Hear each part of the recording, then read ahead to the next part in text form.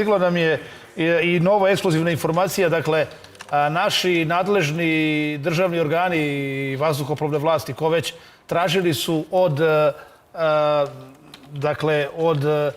dozvole za prelet državnog aviona kojim bi predsjednik Vučić trebao da ode u Moskvu na obeležavanje 80 godina pobjede nad fašizmom.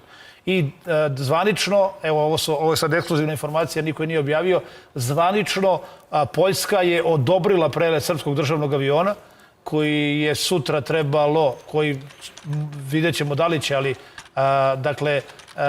dakle Poljska je dozvolila prelet aviona državnog aviona u kome će biti predsjednik Republike, ali je Litvanija zabranila. Litvanija je izdala zvanično saopštenje u kome se kaže da ne dozvoljava prelet srpskom državnom avionu. I to zbog due to technical and diplomatic sensitivity. Dakle, zbog diplomatske osetljivosti pitanja. Da prevedemo, ali tako? Sad dobro preveo? Dakle, diplomatic sensitivity.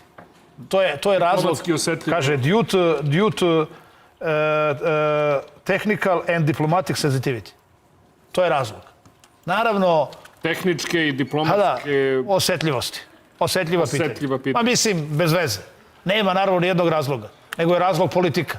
Nego je razlog odvratna prljava politika kojoj smeta, nego je razlog odluka nekih dubokih država da naprave problem bez problema. Odluka da nameću neka svoja ludačka pravila, a na osnovu tih njihovih ludačkih pravila hoće da kažu zabranjeno je proslaviti 80 godina pobjede nad fašizmom. Neverovatno.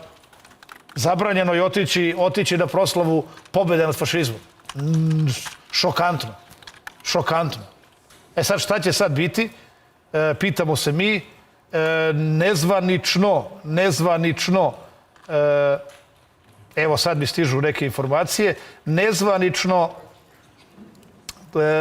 ako predsjednik bude išao, a sva je prilika da hoće, dakle, ako predsjednik bude išao u Rusiju, tražit će se alternativni pravci.